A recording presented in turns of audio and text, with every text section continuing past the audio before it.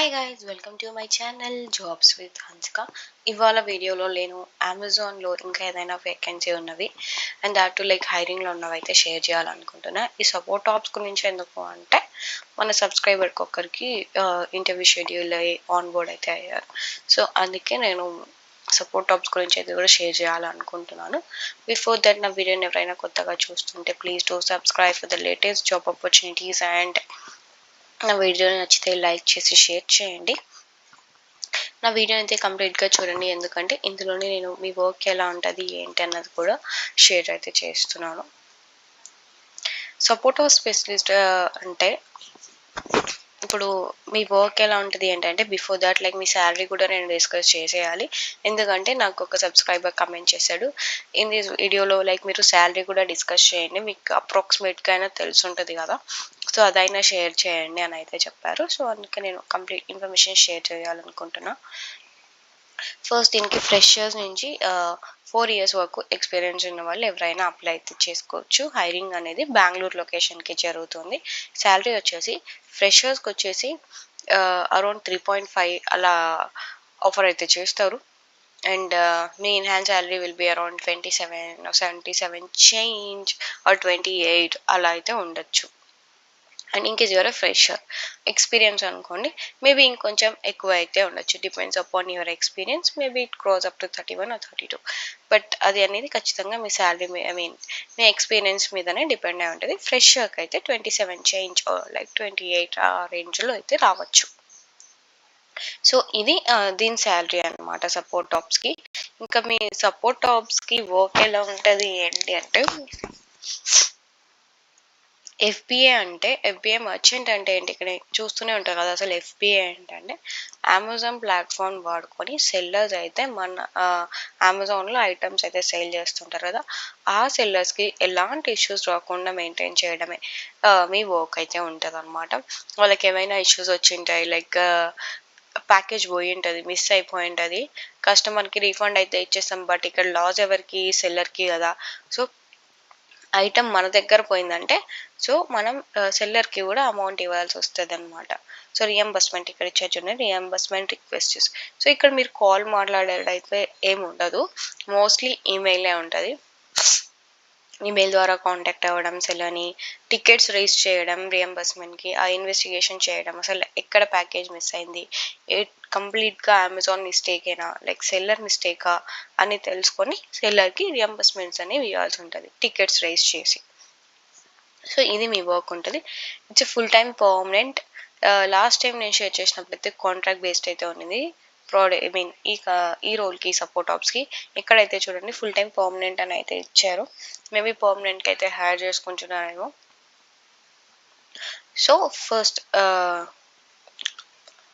ఇలా అయితే ఉంటుంది ఈ రోల్కి. అండ్ మీరు అప్లై చేయాలనుకుంటే ఇక్కడ నౌకరీ నుంచి అయితే అప్లై చేసేయండి. And don't try to apply from Amazon website, like Amazon portal ఒకటైతే ఉంటుంది కదా, అమెజాన్ జాబ్స్ పోర్టల్ అని.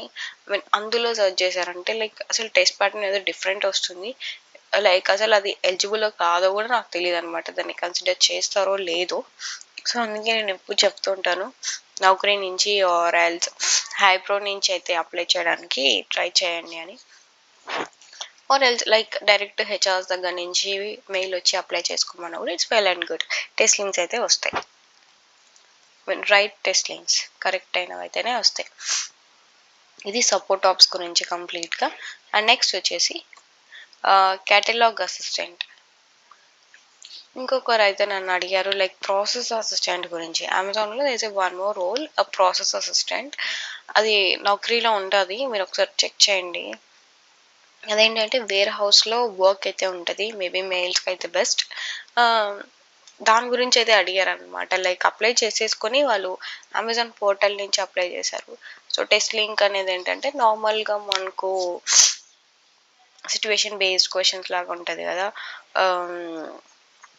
అలా వచ్చింది. బట్ కానీ అలా అయితే రాదని నాకు అనుకుంటున్నాం, బట్ ఎగ్జాక్ట్గా నాకు తెలీదు. So if you want to apply then apply from Naukri, అప్పుడే మీకు ఏమైనా కరెక్ట్ టెస్ట్ లింక్స్ అయితే రావచ్చు. ప్రాసెస్ అసిస్టెంట్కి కూడా హైరింగ్ అయితే జరుగుతుంది. సో నేను దాని గురించి కూడా వీడియో అయితే చేస్తాను.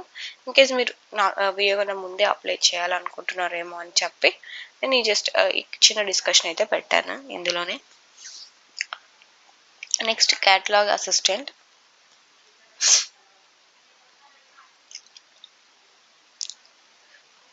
ఇక్కడ ఏంటంటే freshers are eligible for this role and మీ శాలరీ వచ్చేసి in case you are a fresher around 20 to 23K అయితే రావచ్చు ఇన్ హ్యాండ్ శాలరీ.